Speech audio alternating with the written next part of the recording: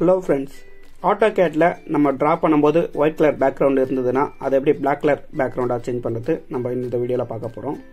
அதுக்கு நீங்க OP என்ற கமாண்ட டைப் பண்ணீங்கனா ஆப்ஷன் சொல்லிட்டு டிஸ்ப்ளே வரும். அத கொடுக்கலாம். இல்லனா ரைட் கிளிக் கொடுத்தீனா கீழ ஆப்ஷன் சொல்லிட்டு ஒரு கமாண்ட் இருக்கும் அத கொடுக்கலாம். இப்போ நான் OP ன்னு சொல்லிட்டு என்டர் பண்றேன். பண்ண உடனே ஒரு ஆப்ஷன் பாப் அப் வருது.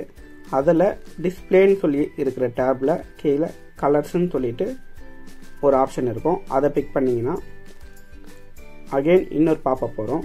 அதல இந்த இடத்துல drawing window colors ன்னு இருக்கு பாத்தீங்களா? இதுல நீங்க sheet view வச்சு கூட கலர் சேஞ்ச் பண்ணிக்கலாம். இப்போ நான் மாடலோட கலர் சேஞ்ச் பண்றேன். அதல ஃபர்ஸ்ட் மாடர்ன் சொல்லிட்டு செலக்ட் பண்ணிட்டு இந்த ரைட் சைடுல கலர்ல ஒயிட் கலரை black கலரை சேஞ்ச் பண்ணிட்டு அப்படியே கொடுத்தீங்கன்னா black கலர்ல சேஞ்ச் ஆயிடும்.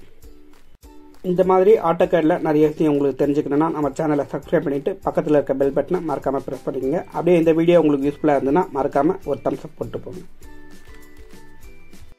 AutoCADல யூஸ் பண்ற கமெண்ட்ல உங்களுக்கு எதனா டவுட் இருந்தா கீழ கமெண்ட் செக்ஷன்ல கமெண்ட் பண்ணுங்க. நான் உங்களுக்கான வீடியோ அப்லோட் பண்றேன். Thank you.